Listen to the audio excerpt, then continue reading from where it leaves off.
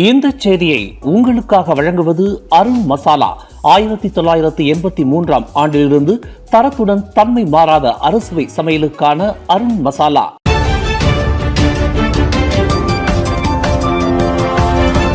வணக்கம். திசைகளின் ஒரு மணி செய்திகள்.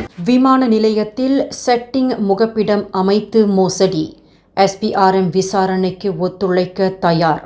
மலேசிய குடிநுழைவுத்துறை அறிவிப்பு. அந்நிய நாட்டவர்களை சோதனையின்றி நாட்டிற்குள் விடுவதற்கு கோலாலம்பூர் அனைத்துலக விமான நிலையத்தில் செட்டிங் முகப்பிடம் அமைத்து மோசடி செய்த மிகப்பெரிய ஊழல் அம்பலமானதை தொடர்ந்து மலேசிய ஊழல் தடுப்பு ஆணையமான SPRM மேற்கொண்டு வரும் விசாரணைக்கு முழுமையாக ஒத்துழைக்க தயார் என்று மலேசிய குடிநுழைவுத்துறை அறிவித்துள்ளது. நாட்டிற்குள் சட்டவிரோதமாக நுழையும் அந்நிய நாட்டவர்களுக்கு எந்தவொரு சோதனையும் நடத்தாமல் நாட்டிற்குள் அனுமதிக்கும் இந்த சதிநாச வேளையில் 40 வயது மதிக்கத்தக்க உயர் அதிகாரி மற்றும் அவருக்கு உடந்தையாக 49 குடிநுழைவுத்துறை அதிகாரிகள் சம்பந்தப்பட்டு இருப்பதை SPRM தலைமை ஆணையர் தான் ஸ்ரீ அசாம்பாக்கி அம்பலப்படுத்தியுள்ளார். நாட்டின் பாதுகாப்பிற்கு மிகப்பெரிய மிரட்டலை ஏற்படுத்தும் இந்த ஊழலில் SPRM மேற்கொள்ளும் அனைத்து வகையான விசாரணைக்கும் குடிநுழைவுத்துறை முழுவீச்சில் ஒத்துழைப்பு நல்கும் என்று மலேசிய குடிநுழைவுத்துறை புதிய தலைமை இயக்குநராக நியமிக்கப்பட்டுள்ள டத்தோ ஜக்காரியா சாபான் தெரிவித்துள்ளார். நாட்டின் எல்லை நுழைவாயில்களை பாதுகாப்பதற்கு முக்கிய பணியை ஏற்றுள்ள குடிநுழைவுத்துறையில் இதுபோன்ற மோசடிகள் நிகழ்ந்து இருப்பதை அறவே சகித்து கொள்ள முடியாது என்று அவர் திட்டவட்டமாக குறிப்பிட்டுள்ளார். கனத்த மழையில் ஏற்பட்ட திடீர் வெள்ளத்தில் பாதிக்கப்பட்ட 3 மாநிலங்களில் வெள்ள நிவாரண மையங்களில் அடைக்கலம் புகுந்தவர்களின் எண்ணிக்கை தொடர்ந்து அதிகரித்து வருவதாக அறிவிக்கப்பட்டுள்ளது. கெடா, பினாங்கு மற்றும் பெர்லிஸ் மாநிலங்களில் இதுவரை 4223 பேர் 42 நிவாரண மையங்களில் அடைக்கலம் புகுந்திருப்பதாக தெரிவிக்கப்பட்டுள்ளது. கெடா மாநிலத்தை சேர்ந்தவர்களே அதிக அளவில் பாதிக்கப்பட்டுள்ளனர்.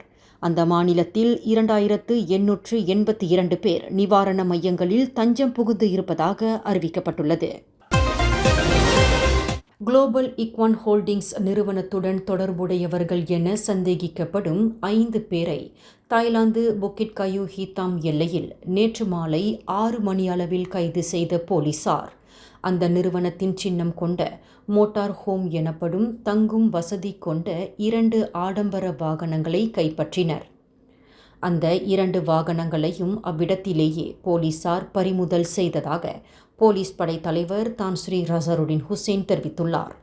வடக்கு மண்டல எல்லை உளவு புலனாய்வு பிரிவினர் மேற்கொண்ட விசாரணையின் பயனாக இந்த கைது மற்றும் பறிமுதல் நடவடிக்கைகள் மேற்கொள்ளப்பட்டன என்று அவர் கூறினார்.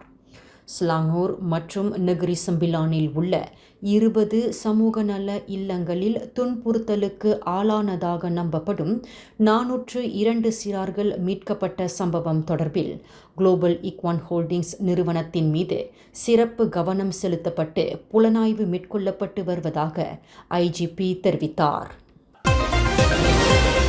பலத்த காற்று, கனத்த மழையின் காரணமாக நாடு முழுவதும் மரங்கள் வேரோடு பெயர்த்து கொண்டு சாய்ந்த சம்பவங்களில் கடந்த ஜனவரியிலிருந்து இவ்வாண்டு ஜூலை வரை மலேசிய தீயணைப்பு மீட்பு படையினர் 2575 அவசர அழைப்புகளை பெற்றுள்ளது என்று அறிவித்துள்ளது.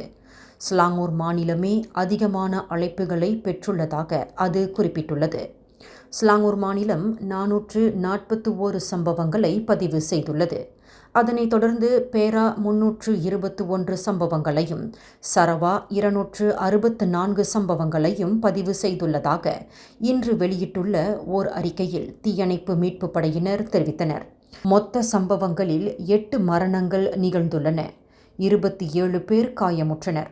37 பேர் உயிர் தப்பினர் என்று தீயணைப்பு மீட்பு படை குறிப்பிட்டுள்ளது.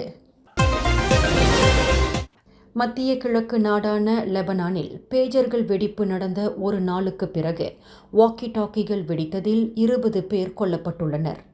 சுமார் 450 பேர் காயமடைந்துள்ளனர் என்று அந்நாட்டின் சுகாதார அமைச்சகம் தெரிவித்துள்ளது. ஹெஸ்போல்லா ஆயுத குழுவால் பயன்படுத்தப்பட்ட வாக்கி டாக்கிகள் தலைநகர் பெய்ரூட்டின் தெற்கு புறநகர் பகுதிகள், பெக்கா பள்ளத்தாக்கு, தெற்கு லெபனான் போன்ற ஹெஸ்போல்லா கோட்டைகளாக கருதப்படும் பகுதிகளில் வெடித்தன. ஏற்கனவே லெபனானில் நூற்றுக்கணக்கான பேஜர்கள் கிட்டத்தட்ட ஒரே நேரத்தில் வெடித்ததில் 12 பேர் உயிரிழந்தனர். ஆயிரக்கணக்கானவர்கள் காயமடைந்தனர். இந்த நிலைமையில் பல வாக்கி டாக்கி சாதனங்கள் வெடித்துள்ளன. தெற்கு லெபனானில் உள்ள சிடோனில் உள்ள ஒரு தொலைபேசி கடையில் இருந்து புகை வெளியேறும் புகைப்படங்கள் வந்துள்ளன. சிரம்பான் ஜலான் தம்பின் சிரம்பான் சாலையில் நேற்று புதன்கிழமை நிகழ்ந்த 10 வாகனங்கள் சம்பந்தப்பட்ட விபத்திற்கு காரணமானவர் என்று சந்தேகிக்கப்படும் லாரி ஓட்டுநரை போலீசார் கைது செய்தனர். அந்த நபர் போதைப்பொருள் உட்கொண்டிருப்பது சிறுநீர் பரிசோதனையில் தெரியவந்ததை தொடர்ந்து 38 வயது லாரி ஓட்டுநரை போலீசார் கைது செய்துள்ளதாக சிரம்பான் மாவட்ட போலீஸ் தலைவர் ஏசிபி முகமது ஷேடின் தெரிவித்துள்ளார். விசாரணைக்கு ஏதுவாக அந்த நபரை தடுத்து வைப்பதற்கு இன்று நீதிமன்ற ஆணை பெறப்பட்டுள்ளதாக அவர் குறிப்பிட்டார். நேற்று பிற்பகல் 1:25 மணியளவில் நிகழ்ந்த இச்சம்பவத்தில் 8 கார்கள் மற்றும் 2 லாரிகள் சம்பந்தப்பட்டு இருந்தன. இதில் லாரியின் அடியில் சிக்கிய புரோத்தோன் ஈஸ்வரா காரின் 31 வயது ஓட்டுநர் சம்பவ இடத்திலேயே மாண்டார். இந்த செய்தியை உங்களுக்காக வழங்கியது அருண் மசாலா. 1983ஆம் ஆண்டிலிருந்து தரத்துடன் தன்மை மாறாத அறுசுவை சமையலுக்கு அருண் மசாலா. மேலும் செய்திகளை தெரிந்து கொள்ள கீழே இருக்கும் பெல் பட்டனை அழுத்துங்கள். உங்கள் மகிழ்ச்சியை வெளிப்படுத்த லைக் மற்றும் ஷேர் செய்யுங்கள். தொடர்ந்து திசைகளோடு இணைந்திருக்க சப்ஸ்கிரைப் செய்யுங்கள்.